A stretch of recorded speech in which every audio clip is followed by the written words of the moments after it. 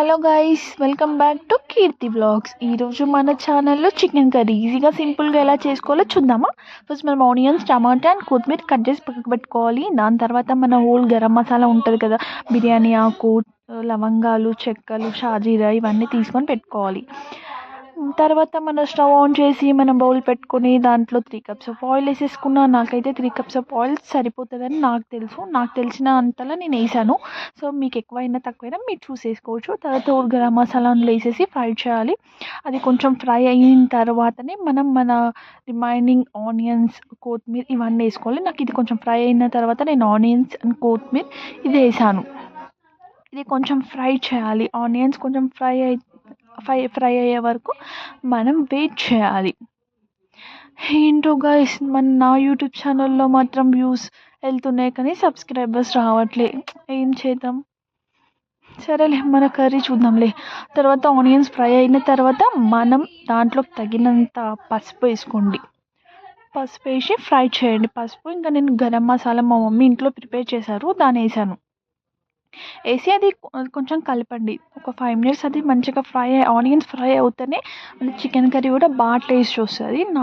నేనైతే నా స్టైల్లో ఇలానే చేస్తాను. సో ఆనియన్స్ కొంచెం మనకి ఫ్రై అవుతున్నాయి అనే లోపు నేను ఇంకా అది కూడా వేసేసాను. ఎందుకంటే మనం ఫస్ట్ అల్లం వెల్లిగడ్డ వేసేసామనుకో ఆయిల్ మొత్తం దానికి స్టిక్కీ అయిపోతుంది. సో నేను అందుకే ఆనియన్స్ ఫ్రై అయిపోయిన తర్వాత ఇది వేసేసి నేను చికెన్ కర్రీ వేసేస్తాను. డైరెక్ట్ చికెన్ వేసేస్తాను. ఎందుకంటే మళ్ళీ కింద అడుగు అంటొద్దు కదా మన చికెన్ కర్రీ. అందుకే ఇది అయిన తర్వాత నేను చికెన్ వేసేసాను. చికెన్ వేసిన తర్వాత మనం మంచిగా చికెన్ని ఫ్రై చేయాలి. చికెన్ వేసి మంచిగా ఫ్రై చేసేసామనుకో అప్పుడు మనకి చికెన్ కర్రీ నెక్స్ట్ డే కూడా ఖరాబ్ కాదు. చాలామంది చికెన్ వేసేసే లోపలనే వెంటనే టమాటా ఉప్పు కారం అన్నీ వేసేస్తారు కదా. నేను అలా వేయను. నా స్టైల్లో అయితే నేను ఫస్ట్ చికెన్ని ఫ్రై చేస్తాను మంచిగా ఆయిల్లో పసుపుతో వేసి ఇవన్నీ ఆనియన్స్ ఉంటాయి, కొత్తిమీర వేసేసి ఒక 5 minutes మనం అలా వదిలేసేయాలి. దాన్ని వదిలిన తర్వాత కలుపుదాం కదా. చికెన్ కర్రీ ఫ్రై అవ్వాలి. మనకి ఆ చికెన్ ఎంత మంచిగా ఫ్రై అయితే కర్రీ అంత టేస్ట్ వస్తుంది. సో మా ఇంట్లో అయితే చికెన్ కర్రీ ఎప్పుడు చికెన్ తెచ్చినా, మటన్ తెచ్చినా, ఫిష్ తెచ్చినా నేనే చేస్తాను. ఎందుకంటే నేను చేస్తే మా డాడీకి చాలా ఇష్టం. సో తర్వాత మనకి చికెన్ ఫ్రై అయినట్టు అనిపించేసే లోపల మన చికెన్ ఫ్రై అయిన తర్వాత మనం కారం వేసుకోవాలి. నేనైతే మా చికెన్లోకి ఒక 3 spoons ఆఫ్ కారం వేసేసాను. మళ్ళీ దాంట్లో కారం, ఉప్పు మనకు తగినంత మనకి తెలిసిపోతుంది కదా మనం కర్రీ చేసేటప్పుడు ఎంత వేస్తే సరిపోతుంది అనేసి.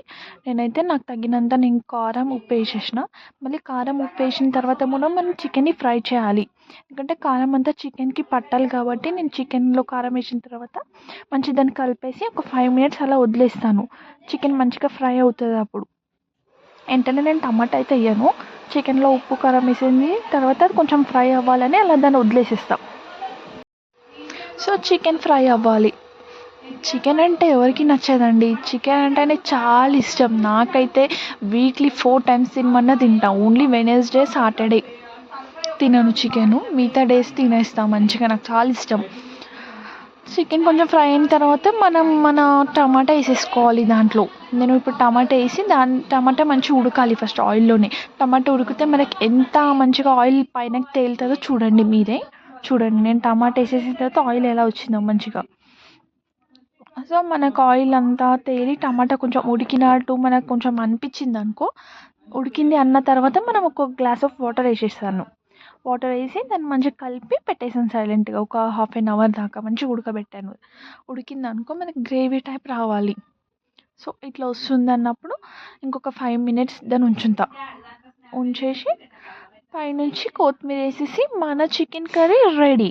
సో నా స్టైల్లో చికెన్ కర్రీ రెడీ అయిపోతుంది. ఎమ్మి చికెన్ కర్రీ రెడీ. సో మంచి చికెన్ ఫ్రై అవుతుంది, ఇంకా అయిపోయింది. ఇలా దగ్గరికి రావాలి మనకి చికెన్ కూడా మంచిగా ఉడికినట్టు అప్పుడు అర్థమవుతుంది. సో అంతే సింపుల్గా ఈజీగా చికెన్ కర్రీ రెడీ. మన ఛానల్లో చికెన్ కర్రీ ఫస్ట్ టైం పెట్టాను. చూడండి, లైక్ చేయండి, షేర్ చేయండి.